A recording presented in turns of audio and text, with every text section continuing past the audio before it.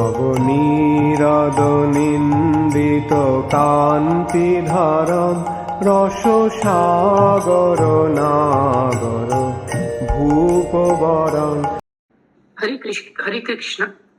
हरे कृष्णा सभी को सादर प्रणाम।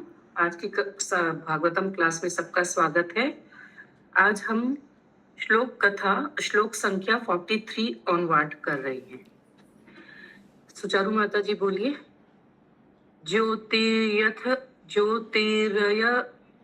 ज्योतिरयथे वोदक पार्थिव शेवदा। ज्योति यथा एव उदक पार्थिवे स्वदा। सुनिए। समीर वेगानुगतं विभावयते। समीर वेग अनुगतं विभावते। एवं स्वमाया रचितेष्वसो पुमान्। एवं स्वमाया रचितेषु असो पुमान्। गुणेषु रागानुगतो विमोहति। गुणेषु रागा अनुगत विमोहिते। अनुवाद। जब आकाश में स्थित नक्षत्र जैसे सूर्य, चंद्रमा तथा तारे तेल या जल जैसे सरल पदार्थ में प्रतिबिंब होते हैं तो वायु का वेग के कारण वे विभिन्न आकारों में लगते हैं, कभी गोल, कभी लंबे तो कभी और कुछ। इसी तरह जब जीवात्मा भौतिकवादी विचारों में मग्न रहता है तो वह अज्ञान के कारण विविध रूपों को अपनी पहचान के रूप में ग्रहण करता है। दूसरे शब्दों में प्रकृति के भौतिक गुणों से विचलित होने के कारण वह मानसिक तर्क वितर्क के द्वारा मोहग्रस्त हो जाता है। माता जी तात्पर्य। यह श्लोक एक उत्तम उदाहरण प्रस्तुत करता है जिससे यह समझा जा सकता है कि भौतिक जगत में नित्य आत्मा किस तरह विभिन्न पदों और विभिन्न शरीरों को ग्रहण करता है। देहांतर प्राप्ति।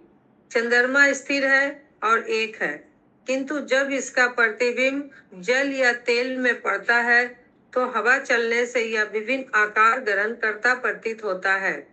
इसी तरह आत्मा पूर्ण पुरुषोत्तम परमेश्वर भगवान श्री कृष्ण का नित्य दास है, किंतु जब उसे प्राकृतिक के भौतिक गुणों में रखा जाता है तो वह विभिन्न शरीर धारण करता है, कभी देवता का, कभी मनुष्य का, तो कभी कुत्ते, वृक्ष इत्यादि का।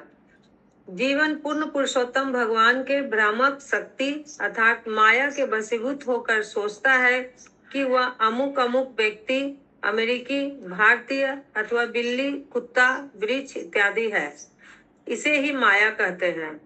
जब मनुष्य इस मोह से छूट जाता है और समझता है कि आत्मा इस भौतिक जगत की किसी से संबंधित नहीं है तो वह आध्यात्मिक पथ पर ब्रह्मभूत स्थित होता है।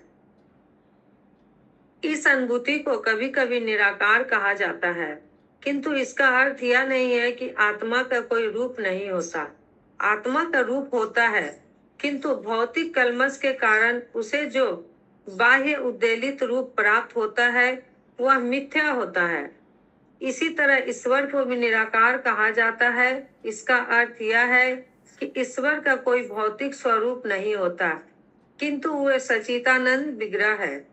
जीव इन्हीं परम सच्चिदानंद विग्रह का अंश है, किंतु उसके भौतिक स्वरूप नश्वर या भ्रामक होते हैं। जीव अथवा परमेश्वर दोनों के आदि आध्यात्मिक स्वरूप सच्चिदानंद विग्रह होते हैं, लेकिन परमेश्वर अपना स्वरूप नहीं बदलते। परमेश्वर उसी रूप में रहते हैं, किंतु जीव को भौतिक प्रकृति से बाध्य होकर विभिन्न रूप धारण करने पड़ते हैं। जब जीव को ये विभिन्न रूप प्राप्त होते हैं तो वह उन्हें अपना स्वरूप मान बैठता है, न कि अपने मूल आध्यात्मिक स्वरूप को। जो जीव अपने मूल आध्यात्मिक स्वरूप तथा ज्ञान को फिर से पा लेता है तो ही वह परम स्वरूप परमेश्वर की शरण में चला जाता है। इसकी व्याख्या श्रीमद् भागवतम 7:19 में हुई है। बहुनाम जन्मनामन्ते ज्ञानवान मां प्रवपदे। जब जीव विभिन्न रूपों में अनेकानेक जन्मों के बाद अपने मूल कृष्ण भावना के स्वरूप में लौटता है, तब वह तुरंत परम स्वरूप भगवान श्री कृष्ण के चरण कमलों में अपने आप को समर्पित कर देता है। यही मुक्ति है। श्रीमद् भागवत गीता 18.54 में श्री भगवान कहते हैं, ब्रह्मभूत प्रसन्न आत्मा न शोचिते न कंसति समा सर्वेषु भूतेषु मद भक्ति लवेत पराम। हरे कृष्णा माता जी। हरे कृष्णा माता जी। श्लोक ना एकदम आराम से पढ़िए, और ये ना काम कक्षति है, अक्षति है, इस पे आराम से जितना पढ़िए अच्छे से। हाँ, कांक्षति।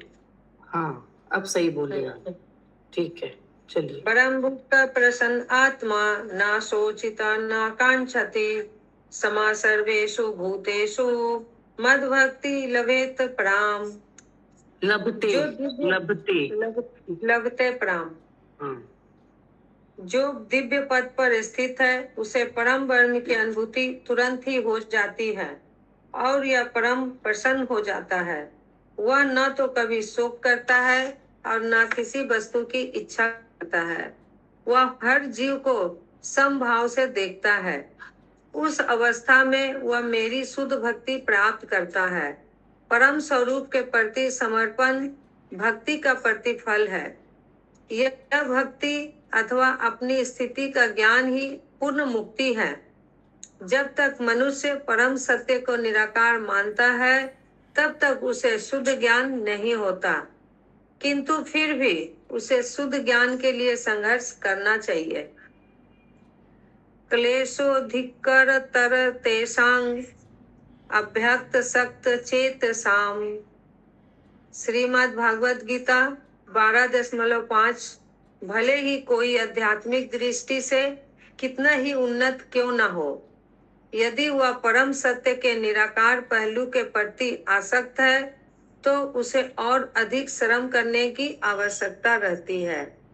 जैसे कि क्लेशो अधिक तरह शब्दों से सूचित होता है कि जिनका अर्थ है और अधिक कष्ट, किंतु भक्त को अपना मूल अधिक आध्यात्मिक स्वरूप प्राप्त करने में कठिनाई नहीं होती और पूर्ण पुरुषोत्तम भगवान के आदि रूप को समझ लेता है। स्वयं भगवान श्री कृष्ण श्रीमद् भागवत गीता के 2 अध्याय में जीवों के विविध रूप का वर्णन करते हुए अर्जुन को स्पष्ट बतलाते हैं कि वे अर्जुन व अन्य सारे जीव जो इसके पूर्व अपने मूल रूप में थे, वे सब पृथक पृथक पहचान रखते हैं। वे भूतकाल में व्यक्तिक अस्तित्व वाले थे, अब भी है और भविष्य में भी अपना अलग अलग व्यक्तिगत स्वरूप रखते रहेंगे। अंतर इतना है कि बद्ध जीव विविध भौतिक स्वरूपों में प्रकट होता है, जबकि भगवान श्री कृष्ण अपने मूल आध्यात्मिक रूप में प्रकट होते हैं। दुर्भाग्यवश जो लोग आध्यात्मिक ज्ञान में उन्नत नहीं हैं, वे सोचते हैं कि भगवान श्री कृष्ण उनके ही जैसे एक है और भगवान श्री कृष्ण का स्वरूप भौतिक रूपों जैसा है। अवजनति मामूढ़ा मानुषी तनुमाश्रितम। श्रीमद् भागवत गीता 9.11। भगवान श्री कृष्ण कभी भी भौतिक ज्ञान से गर्वित नहीं होते, इसलिए उन्हें अच्युत कहा जाता है। जबकि जीव नीचे गिरता है, च्युत है और भौतिक प्रकृति द्वारा विक्षुब्ध होते हैं, परमेश्वर तथा जीवों में यही अंतर है। इस प्रसंग में यह ध्यान देने की बात है कि दिव्य पद पर स्थित होने के कारण वसुदेव ने कंस को सलाह दी वह आगे और पाप कर्म ना करे। असुरों का प्रतिनिधि कंस भगवान श्री कृष्ण या ईश्वर को मारने के लिए सदा तैयार रहते हैं, जबकि वसुदेव ऐसे दिव्य पद पुरुष को प्रतिनिधित्व करते हैं जिनसे यहाँ भगवान श्री कृष्ण जन्म लेते हैं। वासुदेव पुत्र है वसुदेव के। वसुदेव चाहते हैं कि उनका साला कंस अपनी बहन की हत्या का पाप कर्म ना करे, क्योंकि भौतिक प्रकृति द्वारा विक्षुब्ध किए जाने पर कंस को ऐसा शरीर धारण करना होगा जिसमें उसे बारंबार कष्ट सहना पड़ेगा। श्रीमद् भागवतम में अन्यत्रा 5.5.4 में ऋषभ देव भी कहते हैं, न साधु मन्यते यते आत्मनो नहीं डा डा डा डा डा डा डा डा डा डा साधु मन्यते आत्मनयम् असानपि कलेशाद आस देहा। जब तक जीव तथाकथित दुख सुख के सकाम कर्मों में फंसा रहता है, तब तक उसे ऐसा विशेष शरीर प्राप्त होता रहेगा जिसमें भौतिक प्रकृति के कारण उसे 3 प्रकार के तापों को सहन करना होगा। त्रिताप यंत्रणा। अतः बुद्धिमान व्यक्ति को चाहिए कि वह अपने आप को भौतिक प्रकृति के 3 गुणों के प्रभाव से मुक्त कर ले और पूर्ण पुरुषोत्तम भगवान श्री कृष्ण की सेवा में लगकर अपने मूल आध्यात्मिक शरीर को फिर से प्राप्त करे। संसार में आसक्त रहने पर मनुष्य को जन्म मृत्यु जरा तथा रोग स्वीकार करने होंगे। इसलिए बुद्धिमान व्यक्ति को चाहिए कि तथाकथित अच्छे तथा बुरे सकाम कर्मों के फेर में न पड़कर वह अपने जीवन को कृष्ण भावना अमृत में प्रगति करने में लगाए, जिससे उसे दूसरा शरीर ना धारण करना पड़े।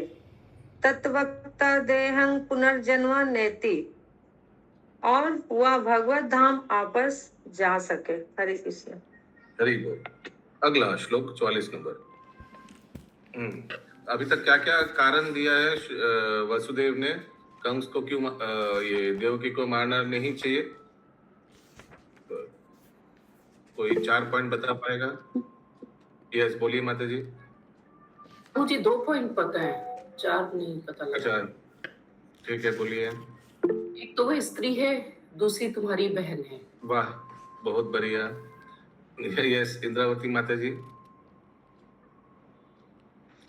पाप कर्म करने से निश्चित ही कष्टप्रद शारीरिक प्राप्त होगा।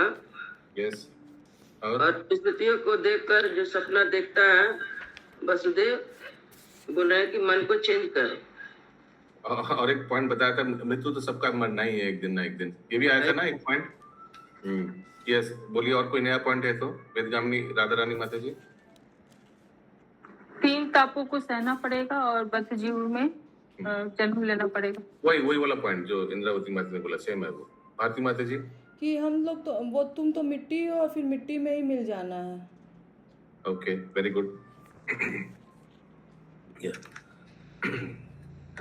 ओके, अगला श्लोक 4 नंबर। Yes, okay, yes, Vedagamini Radha Rani Mata ji पढ़िए। तस्मान्न कस्यचित् द्रोहम् तस्मान्न कश्चिद् द्रोहम् आचरेत् स तथा विध आचरेत तथा विध आत्मना क्षेमम् अन्विच्छन् आत्मन क्षेमम् अन्वीक्षन् द्रोग्धुर् वै परतो भयम् दोग्धुर्वै परतो भयम्। चूंकि ईर्ष्यालु एवं अपवित्र कार्य ऐसे शरीर का कारण बनते हैं जिससे अगले जीवन में कष्ट भोगना पड़ता है, इसीलिए मनुष्य अपवित्र कार्य करे ही क्यों। अपने कल्याण को ध्यान में रखते हुए मनुष्य को चाहिए कि वह किसी से ईर्ष्या न करे, क्योंकि ईर्ष्यालु व्यक्ति को इस जीवन में या अगले जीवन में अपने शत्रुओं से सदा हानि का भय बना रहता है। तो शत्रु से हानि का भय रहता। तो अभी आप कुछ अन्याय करेंगे तो अगले जन्म में हो सकता है देवकी आपका शत्रु बन के आए, है ना? ये और एक रीजन। तात्पर्य अन्य जीवों के प्रति शत्रु भाव रखने के बजाय मनुष्य को चाहिए कि श्री भगवान की सेवा में लगे रहकर पवित्र कार्य करे, जिससे इस जीवन तथा अगले दोनों जीवनों में भयपूर्ण स्थिति से बच सके। इस संबंध में महान राजनीतिज्ञ चाणक्य पंडित का निम्नलिखित नैतिक उपदेश अत्यंत महत्वपूर्ण है। त्यज दुर्जन संसर्गम भज साधु समागमम कुरु पुण्य महोरात्रम स्मर नित्यम नित्यताम। मनुष्य को चाहिए कि खलों, असुरों तथा अभक्तों की संगति का त्याग करे और सदैव भक्तों तथा संत पुरुषों की संगति करे। उसे चाहिए कि इस जीवन को नश्वर मानकर पुण्य कर्म करे और क्षणिक आनंद तथा दुख में लिप्त न हो। कृष्ण भावनामृत आंदोलन सारे मानव समाज को कृष्ण भावना भावित होने के इसी सिद्धांत की शिक्षा देता है और इस तरह उनके जीवन की समस्याओं को सदा सदा के लिए हल कर देता है। त्यक्त्वा देहं पुनर्जन्म नेति मामेति सो अर्जुन। हरे कृष्ण। ये खलो क्या होता है हिंदी में? खलो खल प्रभु खल कौन होता है? खल खल होता है जो शैतानी करता है वही खल होता है। अच्छा, शैतानी राक्षस। खलो क्या होता बाधा है? डालने वाला हो सकता। नहीं वो दूसरे को छल करता है ना वही खल। डेविल लिखा है इंग्लिश में, डेविल। अच्छा, डीमन। अच्छा, ठीक। अगला श्लोक 45 नंबर। एष तवानुज बाला ऐसा तवानुजा बाला कृपना पुत्रिकोपमा कृपना पुत्री कोपमा हन्तुं नार्हसि कल्याणिं हन्तु नार्हसि कल्याणीम इमां त्वं दीन वत्सल। इमाम त्वम दीन वत्सल। तुम्हारी छोटी बहन बेचारी देवकी तुम्हारी पुत्री के समान है और वह लाड़ प्यार से पाले जाने योग्य है। तुम दयालु हो, अतः तुम्हें इसका वध नहीं करना चाहिए। निसंदेह यह तुम्हारे स्नेह की पात्र है। हरे कृष्ण। इमोशनल। श्री सुकवाच श्री सुकुवाच एवं स सामभिर्वेदे एवं स सामभिर्वेदे बोध्यमानोऽपि दारुण बोध्यमानोऽपि दारुण नान्यवर्तत कौरव्य न न्यवर्तत कौरव्य पुरुषादान अनुव्रत। पुरुषादान अनुव्रत। श्री सुखदेव गोस्वामी ने कहा, हे कुरुवंश में श्रेष्ठ कंस अत्यंत क्रूर था और वास्तव में राक्षसों का अनुयायी था। अतएव वासुदेव के सदुपदेशों से उसे न तो समझाया बुझाया जा सकता था, न ही भयभीत किया जा सकता था। उसे इस या अगले जन्म में जीवन में पाप कर्मों के फलों की कोई चिंता नहीं थी। हरे कृष्ण।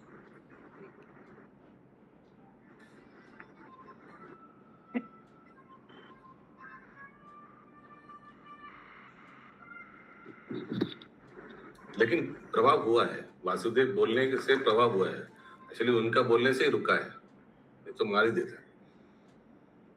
निर्बंधम तस्य तम ज्ञात्वा निर्बंधम तस्य तम ज्ञात्वा विचिन्त्यान कदुन्दुभि विचिन्त्यान कदुन्दुभि प्राप्तं कालं प्रतिव्योढुम् इदं तात्रान् वपाद्यत। इदं तत्रान्वपधत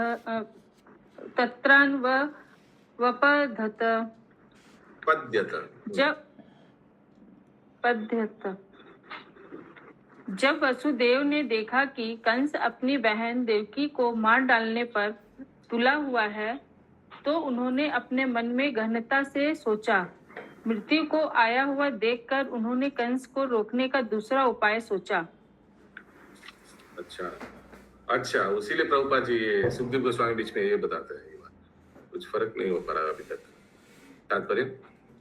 तात्पर्य यद्यपि वसुदेव ने देखा कि उनकी पत्नी देवकी के मारे जाने का संकट उपस्थित है, किंतु उन्होंने अपने कल्याण का भरोसा था, क्योंकि उनके जन्म के समय देवताओं ने दुदुम्बियां बजाई थीं।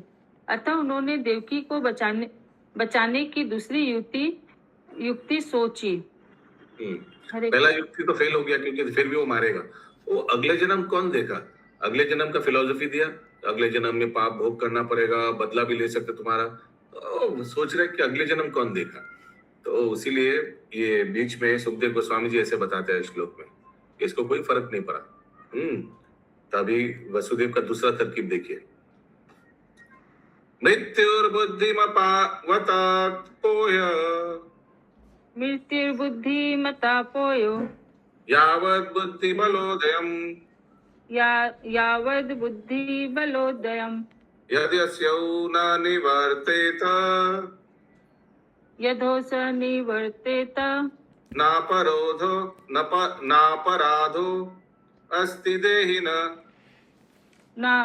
नापराधो अस्ति देहिनः। बुद्धिमान मनुष्य को चाहिए कि जब तक बुद्धि तथा शारीरिक पराक्रम रहे तब तक वह मृत्यु से बचने का प्रयास करता रहे। हर देहधारी का यह कर्तव्य है, किंतु यदि उद्यम करने पर भी मृत्यु को टाला नहीं जा सके तो मृत्यु को वरण करने वाला मनुष्य अपराधी नहीं है।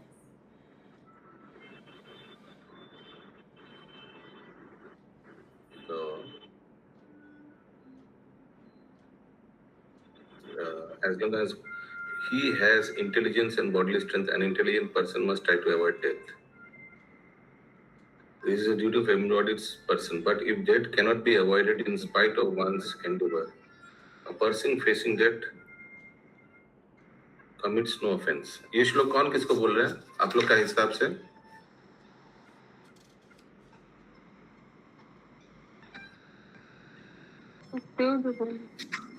ये श्लोक सुखदेव मुनि बोले प्रभु जी।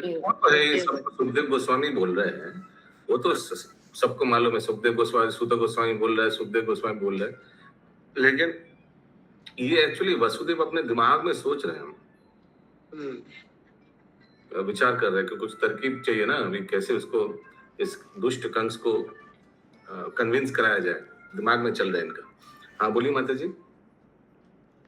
प्रभु ये समझ में नहीं आ रहा है, मतलब जब तब तक वह मृत्यु से बचने का प्रयास करता रहे, मतलब तो ये दो बुद्धिमान मनुष्य की जब तक बुद्धि ऐसा नहीं कि हार दे दो मार ही देगा भी, छोड़ो, ऐसा नहीं। अंतिम समय तक जीवन, अभी एवरीबडी विल ट्राई ना, लास्ट मिनट तक अपना जीवन को बचा के रखना प्रयास करेगा, वही बताया जा रहा है।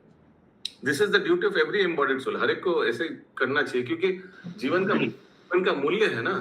कोई ऐसा हार दे दो, मार दो इसको, छोड़ो, बात खत्म नहीं। He is trying his best last moment तक, क्योंकि भगवान ने इस जीवन को दिया, इसका सदुपयोग करना चाहिए, इसको बचा के रखना चाहिए, संघर्ष करते रहना चाहिए। प्रयास कर रहे थे इसलिए बचाने का प्रयास कर रहे थे, मतलब वो आप अपने आप वाला मृत्यु वाला को लेकर नहीं है ना। इतना 4-5 रीजन बताने के बाद भी वसुदेव देखा होगा कि कम से एकदम कन्विंस नहीं है, तब ये बात सुखदेव गोस्वामी बता रहे हैं कि फिर भी वो ट्राई करते रहा। अभी दूसरा तरकीब सोचना पड़ेगा। But if death cannot be avoided in spite of one's endeavour, a person facing death commits no offence. तो अगर देख रहे इतना बोलने के बाद भी अगर मृत्यु रुकेगा नहीं, तो उस समय आप जो भी करिएगा उसका कोई पाप नहीं होगा, वो पाप नहीं लगेगा। सोचिए आप सेल्फ डिफेंस के लिए आप भी तलवार उठा लिया, तो वो अन्याय में गिना नहीं जाएगा कि आपने तलवार उठाया। तो ये शिक्षा दे रहे हैं सुखदेव गोस्वामी जी। अद्भुत चरण प्रभु। हरे कृष्णा। प्रभु जी, नीति शास्त्र में भी ये कहा जाता है कि शरीर और बुद्धि जब तक है तब तक अपने शरीर को बचाने का प्रयास करना चाहिए। तो यहाँ पे सुखदेव गोस्वामी जो वसुदेव जी के मन में चल रहा है, नीति के अनुसार वसुदेव जी करते हैं ना सारा, ये जो नीति का सहारा लेके कर रहे हैं, हाँ नीति शास्त्र। तो यहाँ पे मृत्यु से अपने को टालने का 2 कारण बता रहे हैं, 2 उपाय। जब तक बुद्धि और शरीर हो तब तक अपने शरीर को बचाने का प्रयास करना चाहिए।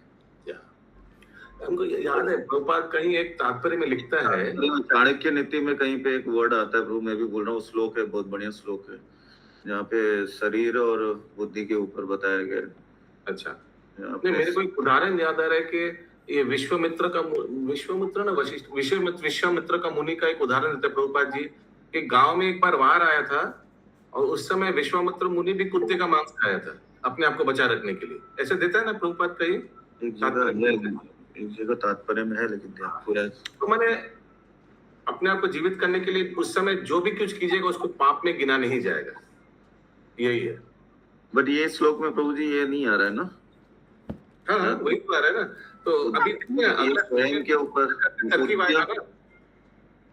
नहीं, यहाँ तो आत्महत्या के ऊपर विषय, मतलब आप सरेंडर कर देते तो एक तरह से आपने अपना आत्महत्या ही कर दिया, आपने बचने का प्रयास नहीं किया। वैसा है कि but if death cannot be avoid, अगर मृत्यु को आप अवॉइड नहीं कर सकते, in spite of one's endeavour, आप प्रयास करते रह रहे हैं, a person facing death commits no offence. मैंने आप अगर उस समय कुछ if you take up some action also, actually it is not offence. मैंने कम्स जो अपने मृत्यु को बचाने के लिए देवकी को मारने जा रहे हैं, इसमें कोई गलत नहीं है, समझ रहे? It's like self defence. यही चीज बताया जा रहा है कि कंस तो देवकी को मार रहे हैं। अभी जो भी वसुदेव समझाया वो तो ठीक है, वो तो अगले जन्म में देखा जाएगा। लेकिन अगर नीति शास्त्र के अनुसार कंस अपने आप को बचाने के लिए सेल्फ डिफेंस कर रहे हैं ना, देवकी को मारने जा रहे हैं ना, तो इसको ऑफेंस में नहीं गिना जाएगा। अच्छा, एक बार तात्पर्य और क्लियर होंगे। तात्पर्य में क्लियर किया बोला है। आत्महत्या भी है प्रभु। तात्पर्य: असामयिक मृत्यु का सामना करने वाले व्यक्ति के लिए स्वाभाविक है कि वह अपनी रक्षा का पूरा प्रयत्न करे, यह उसका कर्तव्य है।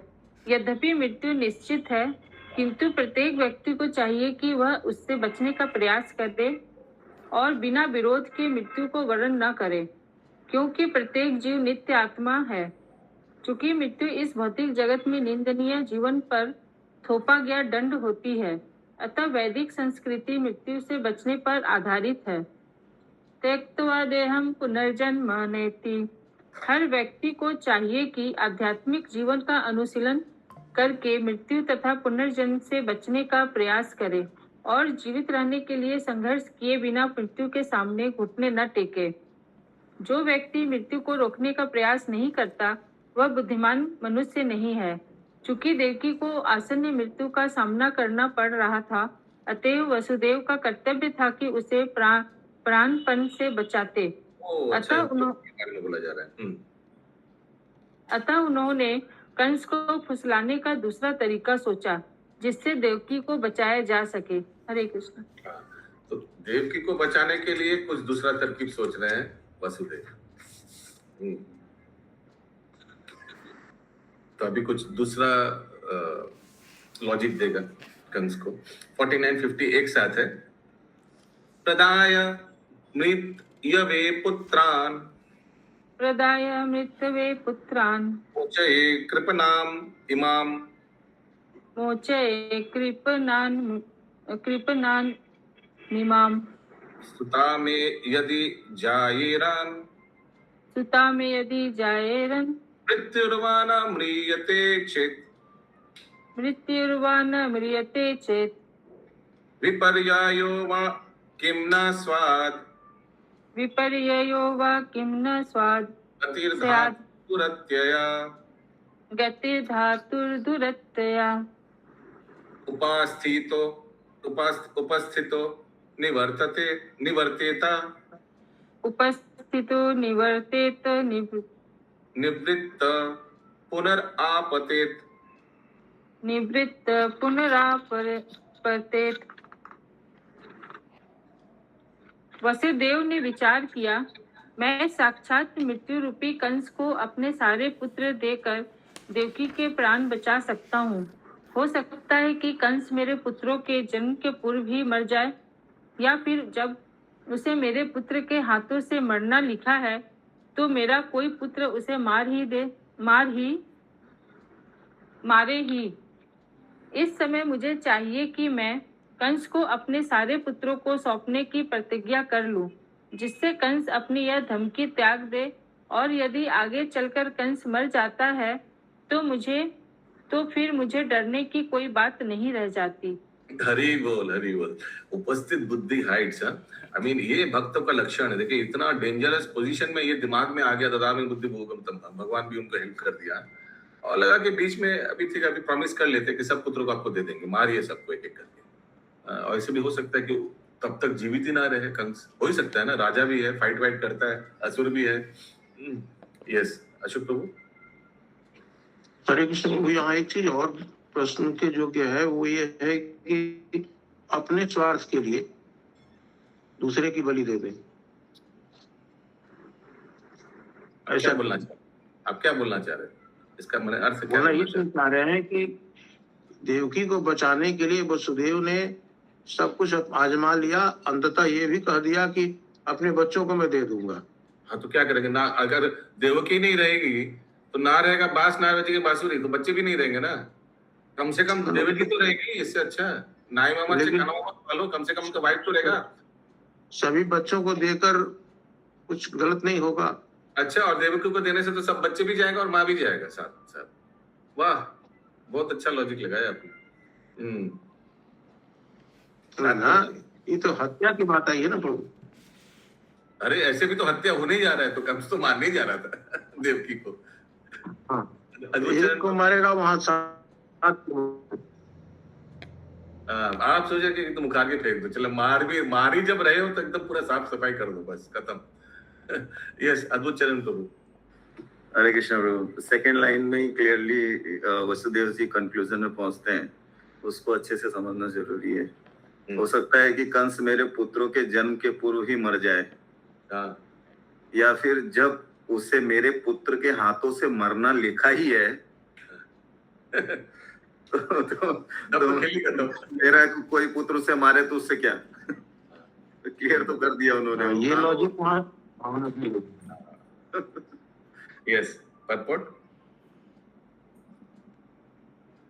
तात्पर्य, अपने पुत्रों को कंस को सौंपने का वचन देकर वसुदेव अपनी पत्नी देवकी के प्राण बचाना चाह रहे थे। उन्होंने सोचा, हो सकता है भविष्य में कंस मर जाए, या हो सकता है कि मेरे पुत्र ही न हो।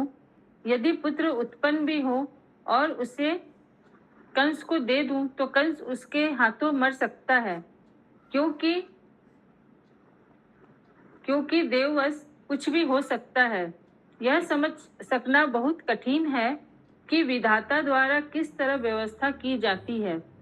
इस तरह वसुदेव ने निश्चय किया कि मैं देवकी को मृत्यु के आसन्न संकट से उबारने के लिए अपने पुत्रों को कंस के हाथों सौंप देने का वचन दे दूं। हरे कृष्ण। ठीक है, अच्युत करने से प्रभु क्लियर है ना? वहाँ प्रभु एक समय वही आपसे हम बोलवाना चाहते थे, लेकिन आप नहीं बोले। यहाँ तो भगवान की महिमा है, लेकिन हम साधारण लोगों के लिए हम पूछे कि क्या ऐसा होना उचित? एकदम उचित, एकदम उचित है। मैं उदाहरण दे रहा हूँ, आपका प्रश्न का और उदाहरण दे रहा हूँ। कभी कभी हॉस्पिटल में ऐसा होता है ना, बच्चा का डिलीवरी नहीं हो पाएगा, बताइए, पिता को आकर डॉक्टर बोलते हैं बच्चा का प्राण बचाने जाएंगे तो बच्चा भी नहीं रहेगा, माँ भी नहीं रहेगा। ऐसा होता है ना कभी कभी क्रिटिकल डिलीवरी के समय, तो प्लीज आप माइंड मत कीजिएगा। तो फिर पिता क्या बोलते हैं, ठीक है बच्चा चला जाए कोई दिक्कत नहीं है, लेकिन कम से कम मेरा वाइफ बचे रहे, जीवित रहे। यही तो बोलेगा ना अच्छा हस्बैंड, या हस्बैंड बोलेगा नहीं दोनों के चले जाए तो खर्चा बचेगा, दोनों के काम कीजिए आप, दोनों पे चला दीजिए दोनों पर, और हम भी भाग जा रहे हैं हॉस्पिटल से, किसी डिलीवरी चार्ज कुछ नहीं लगेगा। ऐसे बोलेगा क्या हस्बैंड? कभी नहीं बोलेगा ना। नहीं, ऐसा नहीं। तो वैसे ही वसुदेव भी यहाँ और उनका तो और भी वसुदेव जी को तो ये लगा कि हम भक्त हैं, भगवान पर भरोसा रखे हैं, जो करेंगे ठीक ही करेंगे। उनको ये उम्मीद थी, इसलिए बोलते हैं कि अगर वो बच्चे को हम समर्पित करते हैं उसी वक्त नहीं, God help them who helps themselves. भगवान उसी को हेल्प करता है जो बुद्धि लगाता है। भगवान 2 उंगली बताए थे ना दामोदर लीला में, पहले भक्तों का प्रयास फिर भगवान का कृपा, है ना? तो वसुदेव तो यहाँ प्रयास कर रहे हैं ना प्रभु जी, तो भरोसा उन्हीं पर रख के किया है ना वहाँ पर। वो तो भक्त है, उसीलिए ये सब बुद्धि आ रहा है। उस समय में हम लोग कोई होता तो कुछ दिमाग भी नहीं आता, ऐसे ऐसे थर कांपते। कंस ने तलवार उठा लिया, मारने के लिए तैयार भी हो गया, उस समय ये बुद्धि आ रहा है वसुदेव का, तो बहुत बड़ी बात है। यस निर्गुणा मालती जी, सॉरी। हरे कृष्णा प्रभु जी, सादर प्रणाम। अशोक मिश्रा प्रभु जी से ये उम्मीद नहीं थी, ड्रामा में ये मेरे पिताजी बने थे, मैं देवकी बनी थी, और वसुदेव और कंस तो सामने ही बैठे हैं। अच्छा, वो वसुदेव नहीं बना, प्रभु ने नहीं तो अलाउ कर देता ले जाओ। हरे कृष्ण। 51 नंबर। यस बोलिए माता जी बोलिए। प्रभु वसुदेव को बुद्धि इसलिए भी आ सकता है ना क्योंकि भगवान अवतरित होने वाले थे। हाँ वो भी है। यस यस महामंजरी माता जी। प्रभु अशोक प्रभु जी पुलिस विभाग में थे, इसलिए वो आज के कलयुग के विभाग का आंसर दे रहे हैं। नहीं नहीं, ऐसे मजाक में बताया प्रभु। यस ओके, अगला श्लोक 51।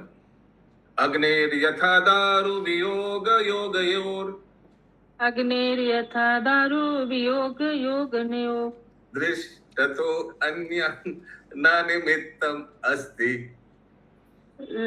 रस्ट तो अन्यन्य निमित्त में अस्ति। एवं हि जन्तुरपि दुर्विभाव एवं ही जन्तुरपि दुर्भाव्य शरीर संयोग वियोग हेतु। शरीर संयोग वियोग हेतु। अब वही दिमाग में आ रहा है, आज माता जी क्लास में बैठी नहीं है ना, उसीलिए प्रभु ये सब बोल पाया। हरे कृष्ण। यस जब किसी अदृश्य कारण से आग लकड़ी के एक टुकड़े से लपक कर दूसरे खंड को जला देती है तो इसका कारण प्रारब्ध है। इसी तरह जब जीव एक प्रकार का शरीर स्वीकार करके दूसरे का परित्याग करता है तो इसमें अदृश्य प्रारब्ध के अतिरिक्त अन्य कोई कारण नहीं होता। सब एक बार अनुवाद खुद से पढ़िए।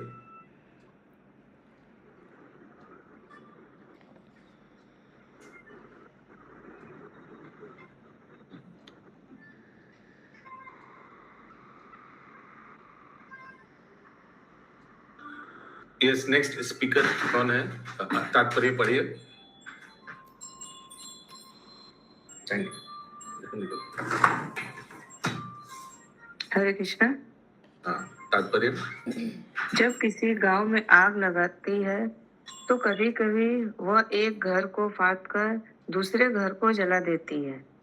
इसी तरह जब जंगल में आग लगती है तो वह कभी कभी एक वृक्ष से फाड़ कर दूसरे में लग जाती है। ऐसा क्यों होता है यह कोई नहीं जानता।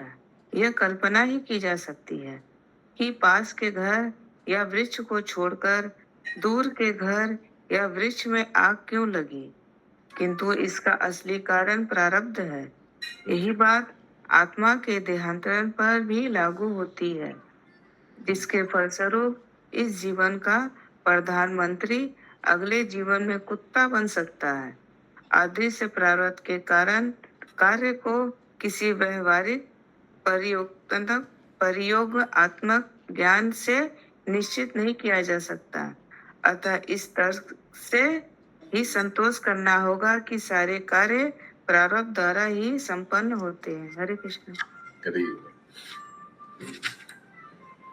तो एक्चुअली ये बहुत इम्पोर्टेंट शिक्षा है। कभी कभी ये सब समझकर ये शिक्षा अगर कोई समझ लिया ना तो वो बहुत शांत हो जाएगा। कुछ कुछ चीज कांट हेल्प इट, इसको एक्सेप्ट कर लेना अच्छा है। एक बार इस प्रसंग में गौरांग प्रभु का लेक्चर सुन रहा था। राधानाथ स्वामी महाराज एक दिन कोई एक मंदिर में आया था, तो सुबह सुबह भक्त लोग माताजी लोग जाकर बहुत सुंदर रंगोली बनाया। रंगोली होता है ना मंदिर का गेट में, तो महाराज आया। महाराज ने रंगोली देखा बहुत सुंदर। महाराज के सामने से प्रभु लोग ही थे ना, सो सब प्रभु लोग को देखकर महाराज ने बोला वेल डन, वेरी नाइस।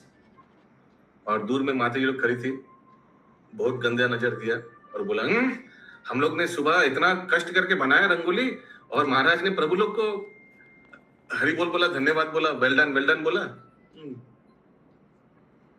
कुछ देर बाद क्या हुआ, महाराज को बहुत अच्छा से भोजन खिलाया।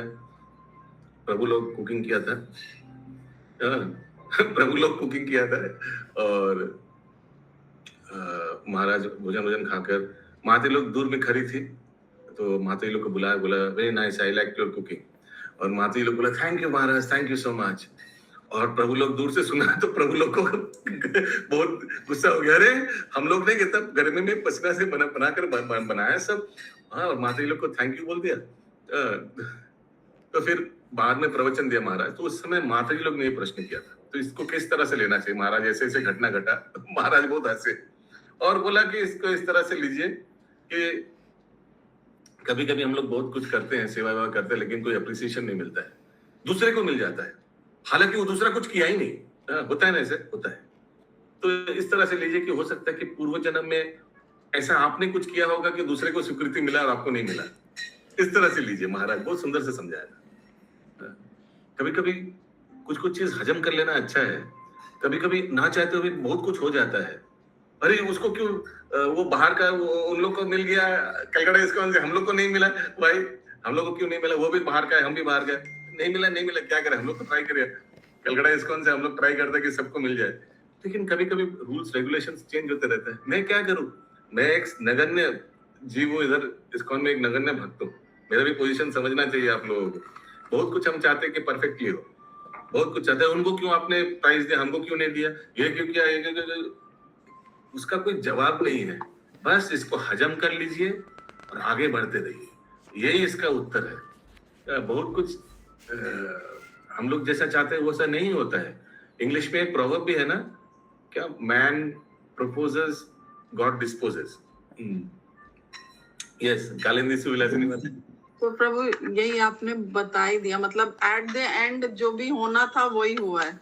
नहीं, किंतु प्रयास होते रहना चाहिए भक्तों का। वसुदेव प्रयास नहीं छोड़ा, जैसे अच्युत करनीश प्रभु ने बोला, वसुदेव छोड़ देता, देवकी को मारने जा रहे कंस, वसुदेव हरे कृष्णा जब करने शुरू कर दिया। हालांकि वो अच्छा है, लेकिन वसुदेव ने ट्राई भी किया, पूरा दिमाग लगाया, पूरा ट्राई किया, और इसीलिए वो सक्षम हुआ। वसुदेव ट्राई किया, पहला उंगली पहला उंगली भगवान का कृपा नहीं है, दूसरा उंगली भगवान का कृपा है। प्रयास फिर कृपा। हाँ, यस बोलिए। हरे कृष्णा प्रभु जी। हजम करने के लिए हाजमोला भी खा सकते हैं, हाजमोला सर। Yes. 4 फ्लेवर में आता है। Yes, mister N. ओके, कहाँ थे हम लोग? ये मिस्टर एन का नाम क्या था? तो कौन बता पाएगा? ये प्रभुपाद लीलामृत में मिस्टर एन का क्या नाम था? ये देखिए, लीलामृत कर रहे सब माता जी का इतना साल से।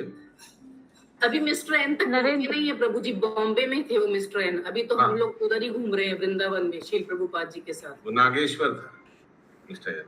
ओके, अगला श्लोक 52 नंबर।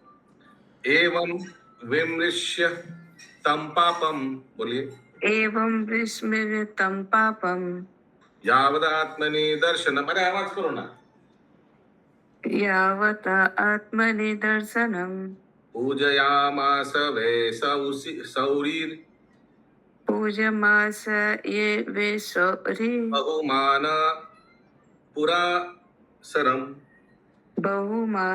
पुरासरम। इस तरह इस विषय पर अपनी बुद्धि से भरपूर विचार करने के बाद वसुदेव ने पापी कंस के समक्ष बड़े ही आदर पूर्वक अपना प्रस्ताव रखा। हरे कृष्णा। इतना कुछ दिमाग में चल रहा था वसुदेव का। ये 2 श्लोक, पिछला 2 श्लोक। अभी देखिए क्या प्रस्ताव रखेगा। आज का अंतिम श्लोक 53 तक है ना? हाँ जी। प्रसन्ना वदनाम भोजो नृशंसाम निरपात्रपम मनसा दूयमानेन विहासन इदम अब्रवीत्। वसुदेव का मन चिंता से भरा था, क्योंकि उनकी पत्नी संकट में थी।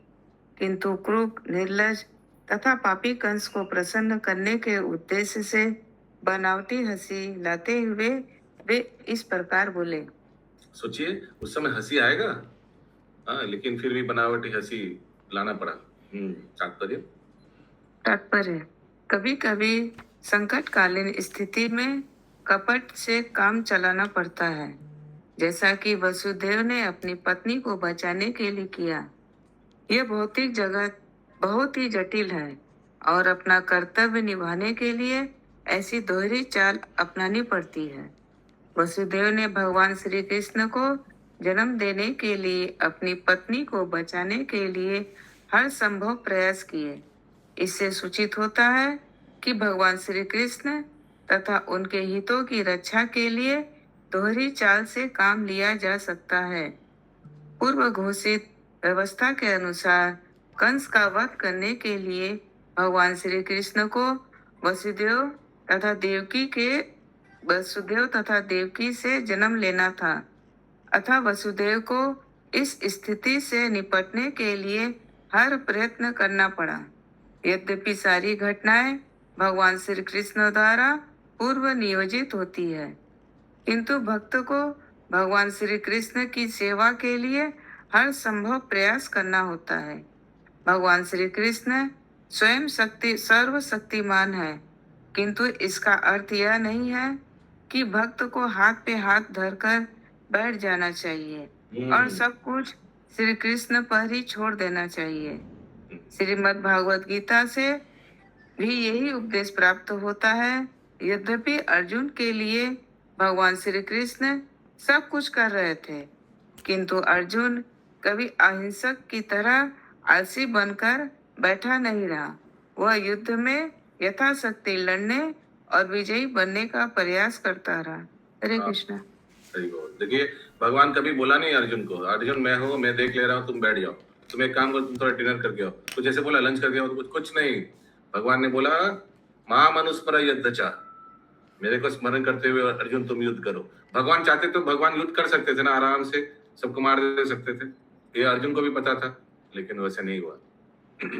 ग्रंथराज श्रीमद् भागवतम की जय, श्रील प्रभुपाद जी की जय, की जय।